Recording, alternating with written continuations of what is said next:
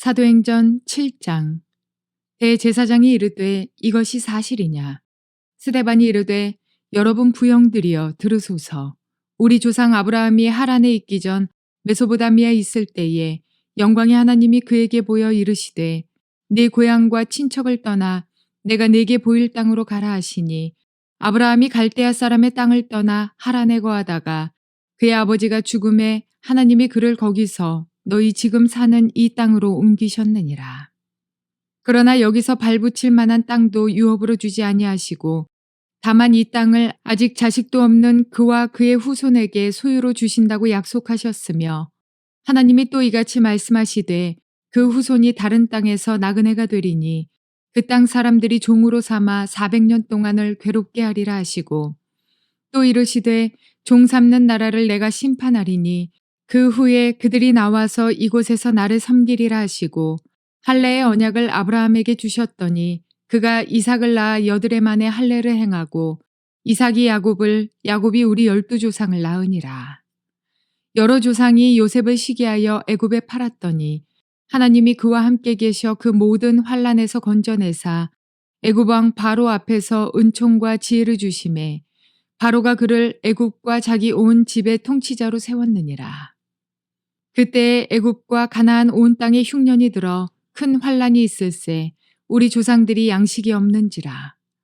야곱이 애굽에 곡식이 있다는 말을 듣고 먼저 우리 조상들을 보내고 또 재차 보내매 요셉이 자기 형제들에게 알려지게 되고 또 요셉의 친족이 바로에게 드러나게 되니라. 요셉이 사람을 보내어 그의 아버지 야곱과 온 친족 75사람을 청하였더니 야곱이 애굽으로 내려가 자기와 우리 조상들이 거기서 죽고 세겜으로 옮겨져 아브라함이 세겜 하몰의 자손에게서 은으로 값주고 산 무덤에 장사되니라. 하나님이 아브라함에게 약속하신 때가 가까움에 이스라엘 백성이 애굽에서 번성하여 많아졌더니 요셉을 알지 못하는 새 임금이 애굽 왕위에 오르매 그가 우리 족속에게 교활한 방법을 써서 조상들을 괴롭게 하여 그 어린아이들을 내버려 살지 못하게 하려 할세.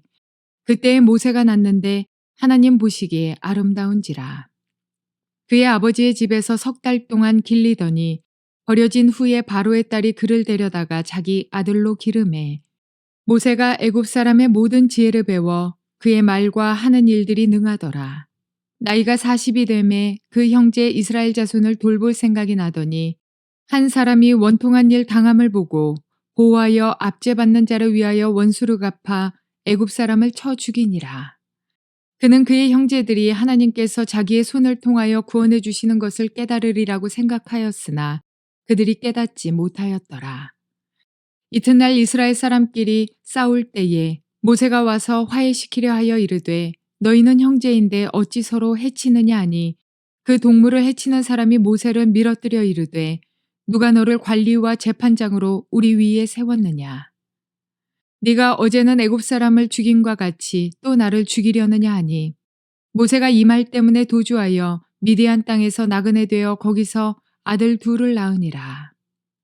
40년이 참에 천사가 시내산 광야 가시나무 떨기 불꽃 가운데서 그에게 보이거늘 모세가 그 광경을 보고 놀랍게 여겨 알아보려고 가까이 가니 주의 소리가 있어 나는 네 조상의 하나님 즉 아브라함과 이삭과 야곱의 하나님이라 하신대 모세가 무서워 감히 바라보지 못하더라. 주께서 이르시되 네 발의 신을 벗으라. 네가 서 있는 곳은 거룩한 땅이니라. 내 백성이 애굽에서 괴로움 받음을 내가 확실히 보고 그 탄식하는 소리를 듣고 그들을 구원하려고 내려왔노니 이제 내가 너를 애굽으로 보내리라 하시니라. 그들의 말이 누가 너를 관리와 재판장으로 세웠느냐 하며 거절하던 그 모세를 하나님은 가시나무 떨기 가운데서 보이던 천사의 손으로 관리와 속량하는 자로 보내셨으니 이 사람이 백성을 인도하여 나오게 하고 애굽과 홍해와 광야에서 40년간 기사와 표적을 행하였느니라. 이스라엘 자손에 대하여 하나님이 너희 형제 가운데서 나와 같은 선지자를 세우리라 하던 자가 곧 이 모세라. 시내산에서 말하던 그 천사와 우리 조상들과 함께 광야 교회에 있었고 또 살아있는 말씀을 받아 우리에게 주던 자가 이 사람이라. 우리 조상들이 모세에게 복종하지 아니하고자 하여 거절하며 그 마음이 도리어 애굽으로 향하여 아론더러 이르되 우리를 인도할 신들을 우리를 위하여 만들라. 애굽 땅에서 우리를 인도하던 이 모세는 어떻게 되었는지 알지 못하노라 하고 그때에 그들이 송아지를 만들어 그 우상 앞에 제사하며 자기 손으로 만든 것을 기뻐하더니 하나님이 외면하사 그들을 그 하늘의 군대 섬기는 일에 버려두셨으니 이는 선지자의 책에 기록된 바 이스라엘의 집이여 너희가 광야에서 40년간 희생과 제물을 내게 드린 일이 있었느냐. 몰록의 장막과 신 네판의 별을 받아들이며 이것은 너희가 절하고자 하여 만든 형상이로다. 내가 너희를 바벨론 밖으로 옮기리라 함과 같으니라. 광야에서 우리 조상들에게 증거의 장막이 있었으니 이것은 모세에게 말씀하신 이가 명하사 그가 본 그 양식대로 만들게 하신 것이라. 우리 조상들이 그것을 받아 하나님이 그들 앞에서 쫓아내신 이방인의 땅을 점령할 때에 여호수아와 함께 가지고 들어가서 다윗 때까지 이르니라. 다윗이 하나님 앞에서 은혜를 받아 야곱의 집을 위하여 하나님의 처소를 준비하게 하여 달라고 하더니 솔로몬이 그를 위하여 집을 지었느니라. 그러나 지극히 높으신 이는 손으로 지은 곳에 계시지 아니하시나니 선지자가 말한 바 주께서 이르시되 하늘은 나의 보좌요 땅은 나의 발등상이니 너희가 나를 위하여 무슨 집을 짓겠으며 나의 안식할 처소가 어디냐. 이 모든 것이 다 내 손으로 지은 것이 아니냐 함과 같으니라.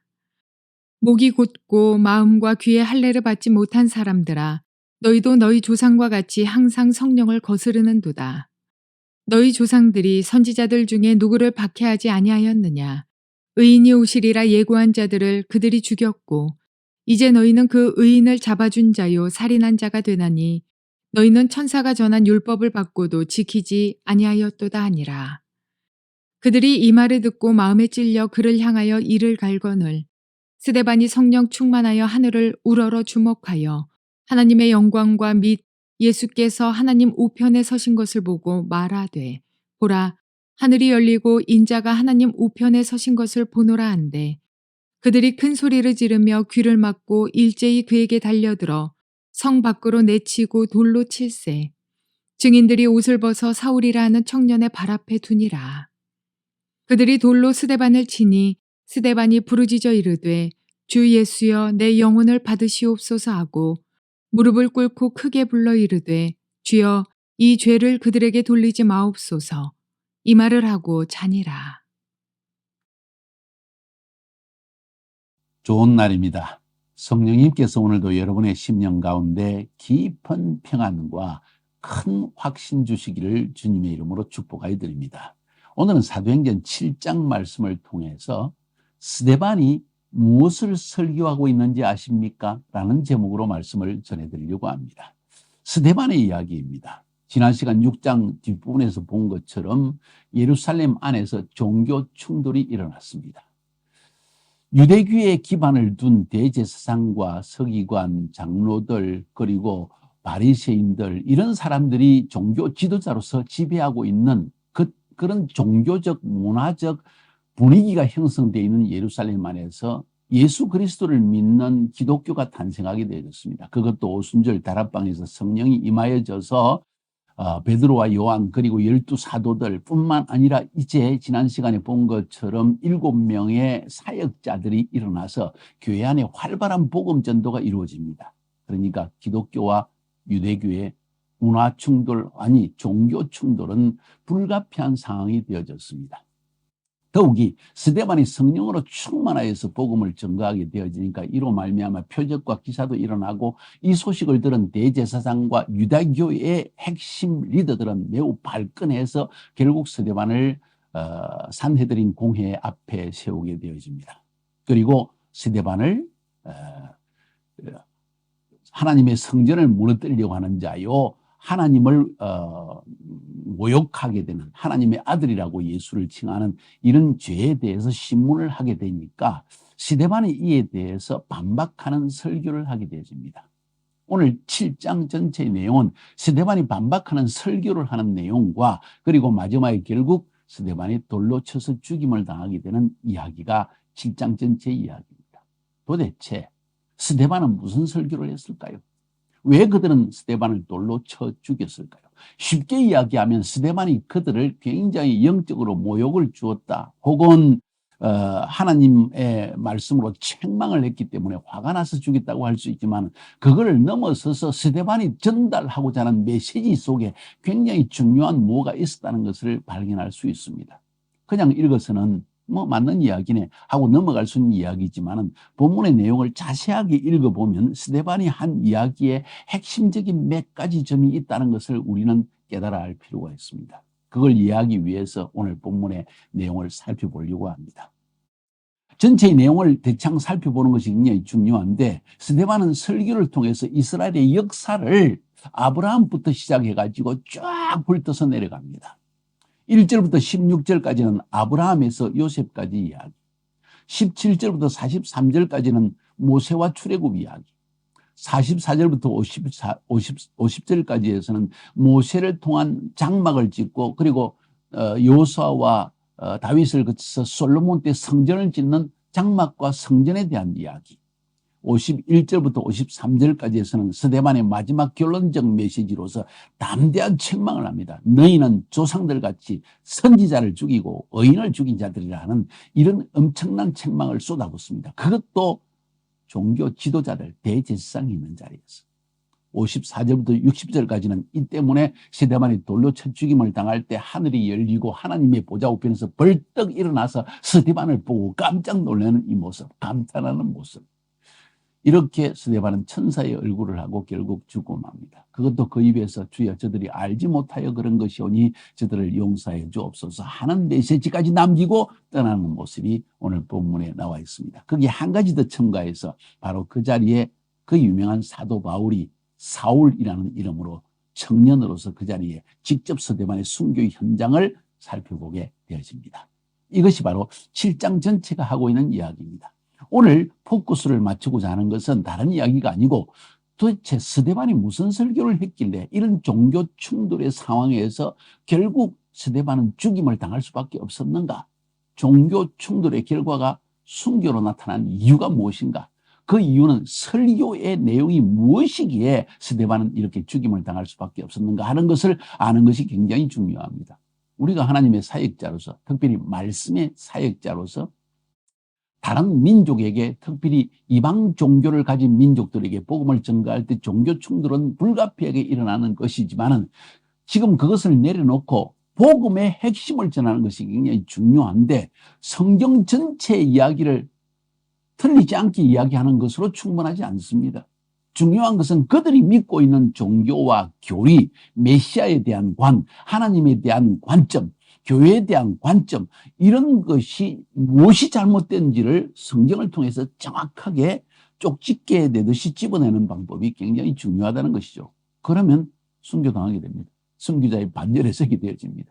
제가 말씀하는 것은 이것보다도 복음의 핵심을 그들의 문화와 그들의 종교에서 잘못된 부분을 깨우쳐주는 방향으로 설교해야만 그들이 생각할 수 있는 여지가 생긴다는 거예요. 바로 그럴 때 사울과 같은 사람이 바울로 변하지는 역사가 일어나게 된다는 거죠.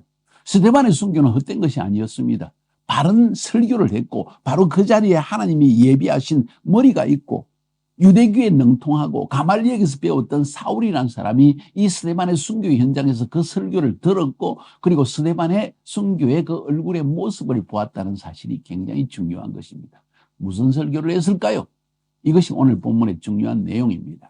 이 설교 굉장히 중요합니다. 먼저 1절부터 16절까지 보니까 아브라함에서 요셉까지의 이야기가 나옵니다. 여기에 중요한 이야기는, 유대교는 하나님의 주권적인 부르심에 의해서 한 사람 아브라함을 부르심으로 이루어졌고, 그 아브라함 한 사람과 그의 씨에게 하나님이 약속하신 것에 근거해서 유대교는 시작됐다. 그 약속에 근거해서 시작된 것이다. 그런데 중요한 것은 아브라함이 이스라엘 땅에 사는 사람이 아니라 갈대아 우르에서 이방 땅에 살고 있는 사람이었는데, 이방 땅에 하나님은 나타나셔서 아브라함을 선택하셨다. 하나님은 이스라엘 땅, 약속의 땅, 거룩한 땅에 사는 사람에게만 일하는 것이 아니라 약속의 땅 바깥에 있는 아브라함에게도 나타나셨다는 사실을 우리에게 굉장히 강조하고 있는 걸 볼 수 있습니다. 뿐만 아니라 그 씨에게 약속을 주셨다. 유다이즘은 하나님의 약속에 근거하는 있는데 그 약속은 아브라함을 통해서 그의 씨에게, 그 씨 이후에 이스라엘 민족에게 계속적으로 면면이 내려오는 것이라는 이야기를 하고 있습니다.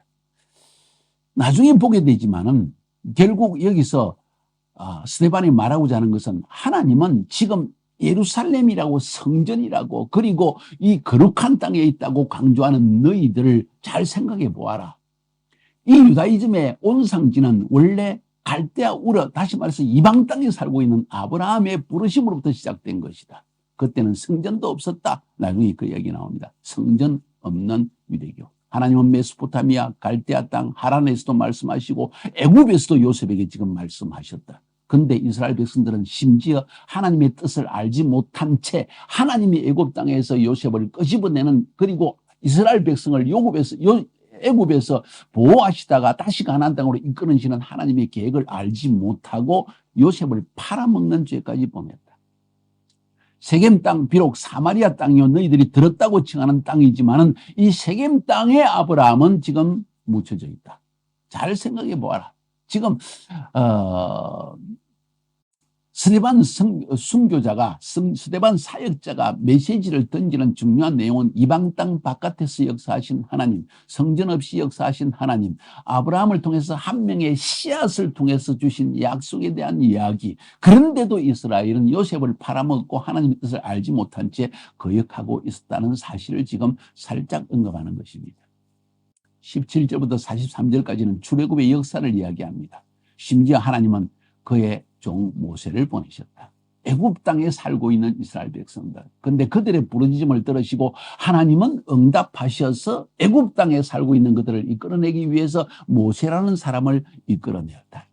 그리고 그 모세에게 하나님은 어디에서 나타나셨는가? 성전에서 나타나신 게 아니다. 예루살렘에서 나타난 게 아니다. 이스라엘 땅에서 나타난 게 아니다. 시내산 광야에서 주께서 가라사대 내 발에 신을 벗으라. 너 섰는 것은 거룩한 땅이니라. 아니 예루살렘이 거룩한 땅이지 어떻게 거기가 거룩한 땅이 될 수 있느냐 하는 뉘앙스도 좀 들어있다는 걸 여러분이 기억할 필요가 있습니다. 네 발에 신을 벗으라. 너 섰는 곳은 거룩한 곳이니라. 하나님이 임재하신 곳이 거룩한 땅이다. 내가 너를 애굽으로 보내리라. 애굽과 홍해와 광야에서 40년간 기사와 표적을 하나님이 행하셨다는 것입니다. 심지어 모세를 통해 말하기를 이스라엘 자손을 대하여 하나님이 너희 형제 가운데서 나와 같은 선지자를 세우시라 하는 자가 이 모세라. 그리고 모세가 말하기를 이 선지자의 말을 들으라고 이야기했다는 거죠. 지금 모세 이야기를 꺼낼 때 애굽, 광야, 시내산에서 하나님이 거룩한 땅이라고 말씀하셨다. 지금 이방 땅이었다. 이스라엘 땅도 아닌데 거룩한 땅이라고 말씀하시고, 그리고 그 가운데서 지금 하나님은 메시아에 대한 이야기를 슬쩍 끄집어내고 있는 거예요.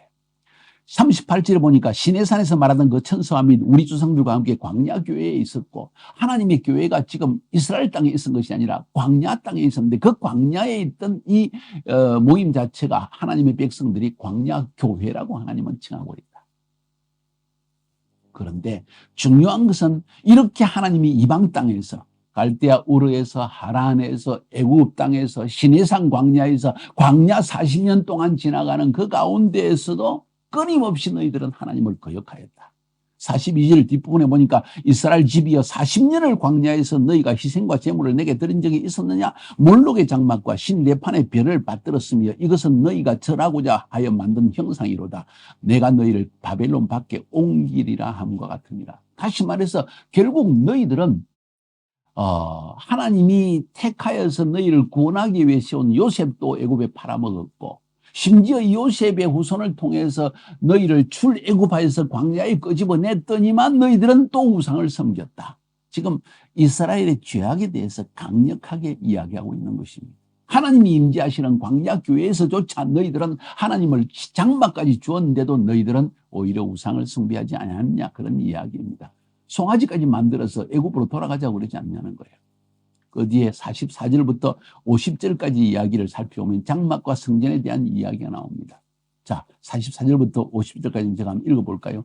광야에서 우리 조상들에게 증거의 장막이 있었으니 이것은 모세에게 말씀하신 이가 명하사 저가 본 그 식대로 만들게 하신 것이라. 우리 조상들이 그것을 받아 하나님이 저희 앞에서 쫓아내신 이방인의 땅을 점령할 때 여호수아와 함께 가지고 들어가서 다윗 때까지 이르니라. 다윗이 하나님의 은혜를 받아 야곱의 집을 위하여 하나님의 처소를 준비케 하여 달라 하였더니 솔로몬이 그를 위하여 집을 지었느니라. 지금 모세를 통해서 광야에서 장막을 성막을 지었고 그것이 여호수아 시대를 거쳐서 다윗까지 왔고 다윗이 하나님의 집을 지으려는 마음이 있으니 솔로몬을 통해서 결국은 성전을 지었다.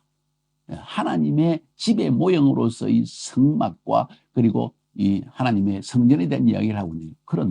그러나 지극히 높으신 이는 손으로 지은 곳에 계시지 아니하시나니 선지자의 말한 바 주께서 가라사대 하늘이 나의 보좌요 땅은 나의 발등상이니 너희가 나를 위해서 무슨 집을 짓겠으며 나의 안식할 처소가 어디 있느냐. 이 모든 것이 다 내 손으로 지은 것이 아니냐 함과 같으니라. 성전, 장막, 하늘에 있는 땅에 있는 것 모든 것이 내 손으로 지은 것인데 내가 그할 처소가 왜 필요하겠느냐 하는 이야기입니다. 굉장히 중요한 메시지입니다. 여기에서 지금 스데반이 말하고 있는 핵심이 뭔지 아십니까? 하나님이 장막 안에 거한다고 생각하시느냐? 하나님이 예루살렘 성전 안에만 거하시는 하나님이라고 생각하느냐? 착각하지 마라. 하나님은 그의 백성과 교제하기 위해서 어느 곳이든지 이방 땅에서조차도 함께 거할 수 있는 하나님이시다 하는 이야기를 들려주는 것입니다. 이게 성령을 체험한 하나님의 사역자가 할 수 있는 정확한 메시지라는 것이에요. 여기서 우리가 어떻게 해서 스데반이 이런 메시지를 전할 수 있을까? 지금 유대교의 뿌리를 내리고 있는 대제사장과 서기관, 장로들 그리고 바리새인과 이 사람들은 이 말을 정말 이해할 수 없는 이야기. 하나님의 성전, 하나님이 거하시는 성전인데 그런데 스데반은 이야기하기를 하나님이 성전에만 거하신다고? 아니 그럼 갈대아 우르에서 아브라함에게 말씀하신 하나님은 어디서 계신 하나님이었느냐? 성전에 계신 하나님이었느냐?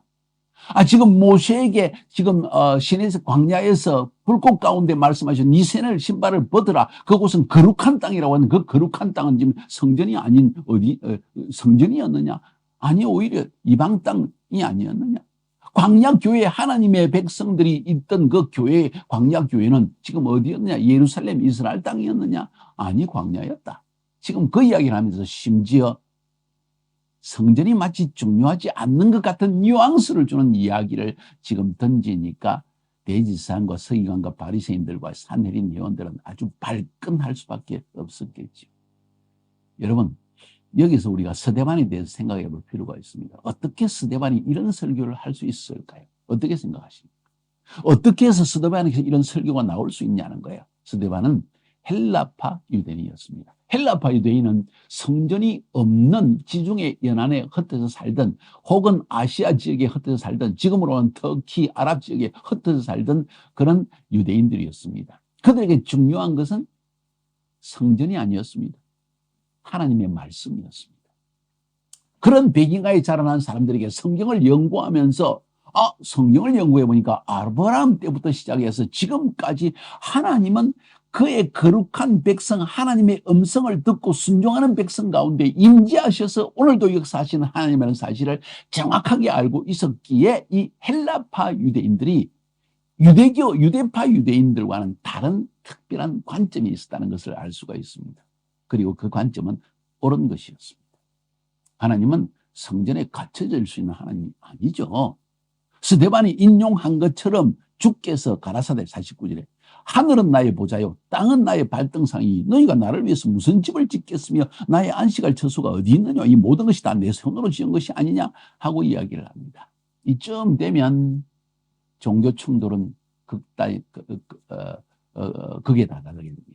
결국 대제사장과 바리새인과 서기관들과 장로들은 발끈할 수밖에 없죠. 그런데 거기에다가 지금 안 그래도 안에서 지금 열이 오르고 있는 이 사람들에게 스데반이 50절부터 53절까지 이렇게 얘기합니다. 목이 곧고 마음과 기에 할례를 받지 못한 사람들아, 쉽게 얘기해서 성령 받지 못해서 인간적인 논리와 종교적 교리에 빠져있는 이 할례 받지 못한 자들아, 너희가 항상 성령을 거스려 너희 조상과 같이 너희도 하는다. 너희가 똑같이 너희 조상과 같이 행한다.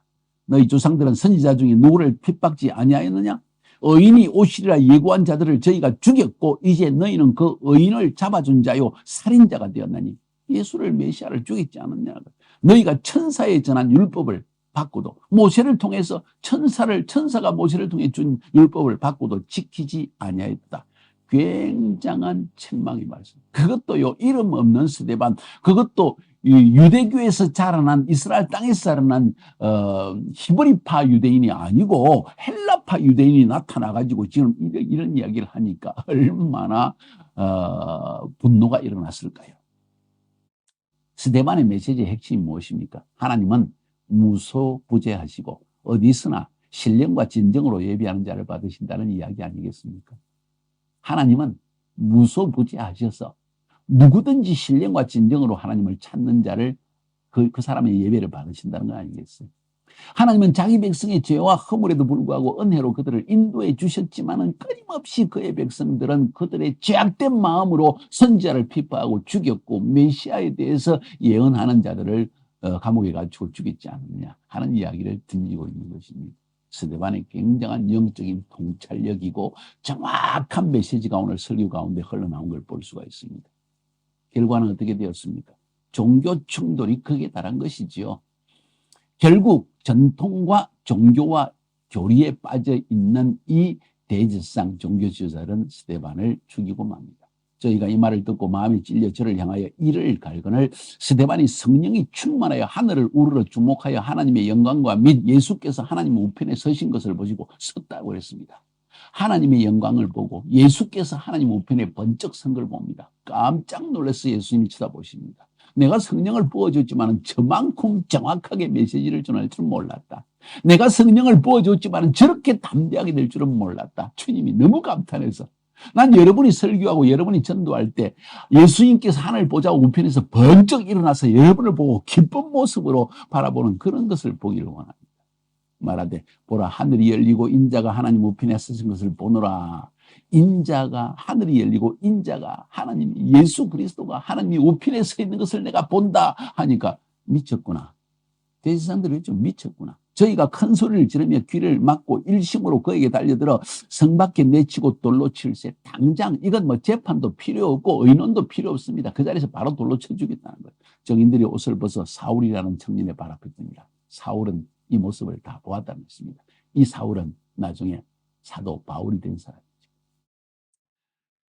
저희들이 돌로 스데반을 치니 스데반이 부르짖어 가로되 주 예수여 내 영혼을 받으시옵소서 하고 무릎을 꿇고 크게 불러 가로되 주여 이 죄를 저들에게 돌리지 마옵소서 이 말을 하고자 하니라. 사랑하는 여러분, 스데반이 무슨 설교를 했습니까? 가장 그들의 종교적 잘못된 전통과 교리에 빠져있는 그들의 영혼 속에 가장 중요한 메시지를 지금 던진 것입니다. 스데반의 이 설교를 통해서 우리가 깨닫는 것은 우리가 하나님의 사역자로서 하나님의 백성으로서 얼마나 성경을 잘 알아야 되는가. 두 번째, 우리가 얼마나 복음을 전하는 대상된 사람들, 그들의 문화와 그들의 종교를 잘 알고 그들에게 잘못 인식하고 있는 점을 성경을 통해서 정확하게 짚어주는 설교를 해야 될 것인가. 이것이 지금 우리가 오늘 본문에서 배울 수 있는 굉장히 중요한 이야기입니다. 그러면서 또 배울 수 있는 것은 스데반은 새로운 선교의 문을 열은 사람이라는 걸 알 수가 있습니다. 헬라파 유대인으로서 이제 히브리파 유대인들에게 도전하며 종교적 충돌 속에서도 담대하게 복음을 전가하게 되어집니다. 이 스데반의 일 때문에 나중에 8장으로 넘어가면 되지만 핍박이 일어났고 이 핍박 때문에 교회는 히브리파 유대인의 중심지인 예루살렘에 머물러 있지 않고 이제는 핍박 때문에 사마리아로 온 유대와 사마리아로 땅끝까지 복음을 전가하는 문이 열리게 된 것입니다. 핍박, 순교가 오히려 하나님의 뜻을 이루는 중요한 계기가 되어졌다는 걸 우리가 보게 되어집니다. 스데반 개인을 통해 볼 수 있는 것은 무엇입니까? 그 이전에 어떤 사람을 사는지 성경은 우리에게 말하고 있지 않습니다. 그러나 중요한 것은 그는 성령을 체험함으로 말미암아 새로운 인생관을 경험하게 되어지고 그들의 눈이 열려져서 스데반의 눈이 열려서 성경을 정확하게 볼 수 있고 지금 잘못된 종교관에 빠져있는 사람들의 문제점이 뭔지를 분명히 깨달아 알고 그것을 정확하게 집어내어서 설교하시는 점이 있었다는 것이죠. 그러면서도 그에게는 신적인 성품이 있었다는 걸 알 수가 있습니다. 겸손하고 그리고 하나님 안에서의 평안을 지닌 사람입니다. 여러분과 제가 선모해야 될 사역자의 표상, 상징이 바로 스데반 사역자가 아닌가 하는 생각을 하게 되어집니다. 오늘 본문 너무 중요한 내용입니다. 여러분, 하나님의 사역자로 부름받았습니까? 성경 엄청나게 잘 알아야만 합니다. 그리고 종교적 상황에 빠져 있는 사람들의 모습이, 그들의 실수가, 그들의 잘못된 관점이 무엇인지를 정확하게 집어낼 수 있는 설교를 성경을 통해서 할 수 있어야 됩니다. 그러면 여러분은 위대한 선교자의 반면에, 순교자의 반면에 서게 될 것입니다. 그렇지 않으면 어영부영 성경은 전하는데 바른 말을 하는데 도대체 그들에게는 이해가 되지 않거나 그들의 상황과는 전혀 맞지 않는 메시지를 맨날 전하다가 한 명도 구원받지 못하고 사울이 바울로 바뀌어지는 이런 위대한 역사도 보지 못한 제 인생을 마감하게 될 것입니다. 잘 생각하십시오. 잘 생각하십시오. 지금의 이 시간을 여러분이 어떻게 보내야 될지를 잘 생각하라는 것이죠. 승리하시기를 주님의 이름으로 축복합니다.